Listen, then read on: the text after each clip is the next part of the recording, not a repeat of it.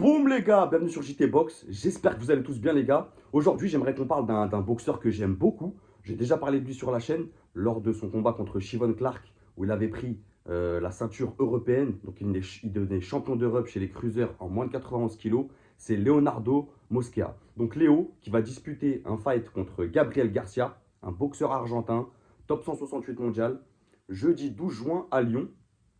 Ça sera un 10 rounds et ça sera pour la ceinture WBA Ibero. Léo, il a 31 ans. Alors, dans ma vidéo, avant combat contre Chivon Clark, on rétropédale un peu, les gars, on fait un petit passage en arrière, c'était il y a 5 mois. Donc, dans cette vidéo, je dis que le combat contre Chivon Clark, ça sera le combat de sa carrière. C'est vraiment ce combat contre Clark qui va mettre en avant derrière des leviers, activer des leviers derrière. La preuve en est avec cette ceinture WBA Ibero. Je ne sais pas si la ceinture EBU détenue par Léo sera en jeu. Je vais envoyer un message sur Insta, j'ai pas eu encore de réponse, mais c'est normal. On va partir du principe où la ceinture EBU elle sera en jeu. Ça me semble normal et logique quand même. Et donc de ce combat découlent des leviers. Ça c'est un levier, c'est un combat important. Pourquoi? Parce que Léo les gars, euh, c'est un boxeur encore jeune, il a 31 ans. C'est un boxeur chez les cruisers qui est très bien classé. C'est top 23 mondial, c'est top 1 français, top 8 IBF, top 3 WBA, top 9 WBC et top 13 WBO. Il est classé dans les 4 plus grandes fédés de boxe. Et il n'y en a pas beaucoup de boxeurs français qui sont classés dans les 4 fédés. Peut-être Mbili et encore. Papo, il doit être dans deux trois fédés. Il ne doit pas y en avoir beaucoup, les gars. Si vous les avez en commentaire, vous me balancez ça.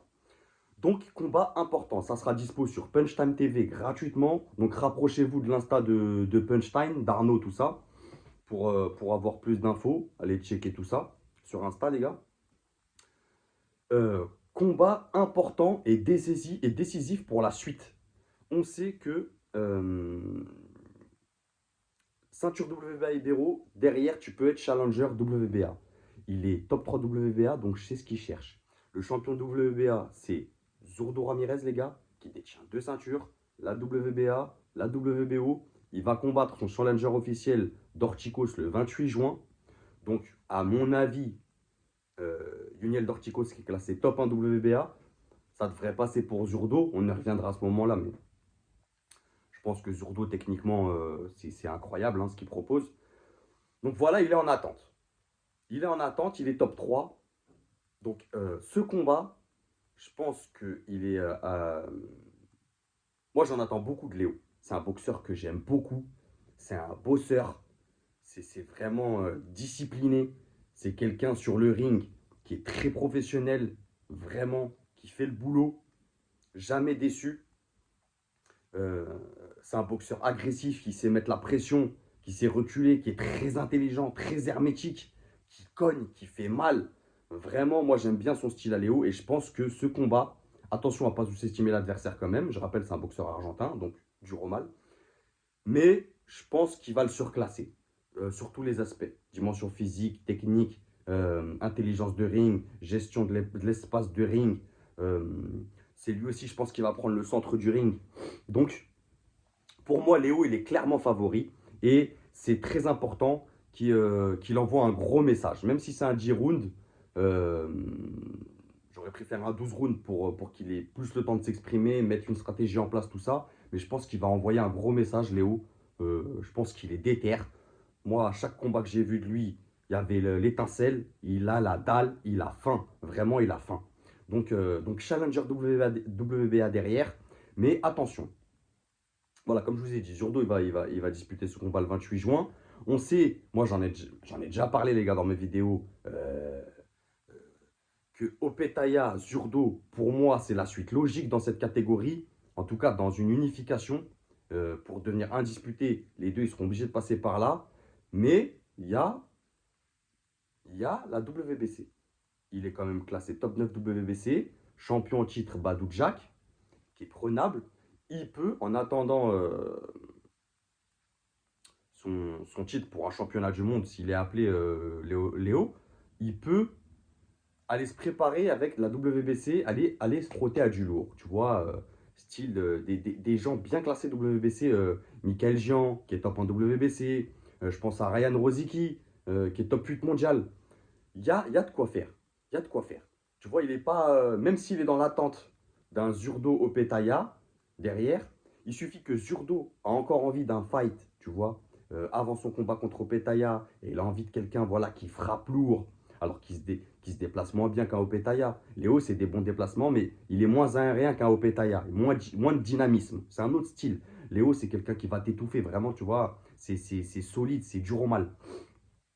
Euh, c'est quelqu'un qui travaille très bien aussi, tu vois, très technique, ce qui est moins le point fort d'un Opetaya.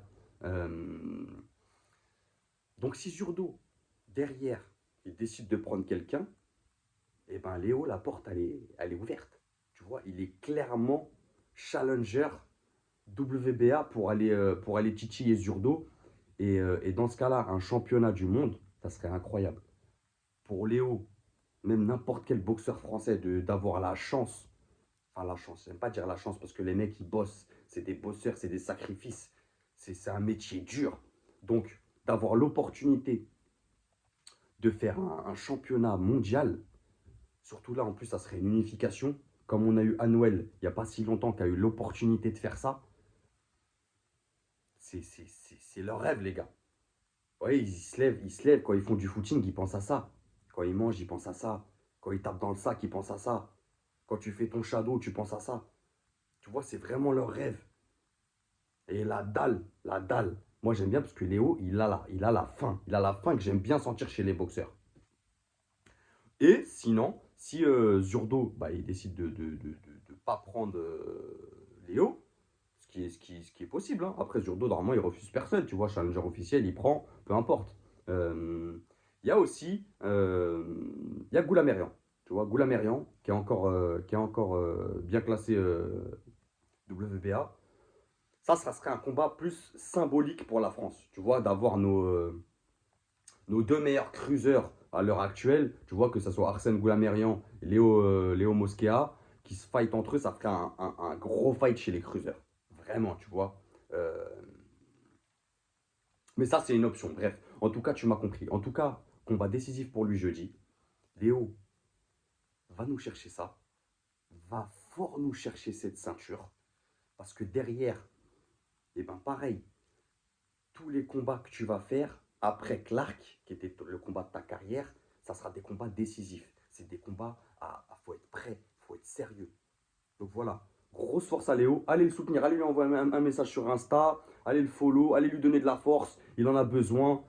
Les boxeurs, ils en ont besoin, les gars. C'est des heures de sacrifice. Vraiment, on ne se rend pas compte. Donc allez leur donner de la force. Et n'oubliez pas, c'est que de la boxe. Bang!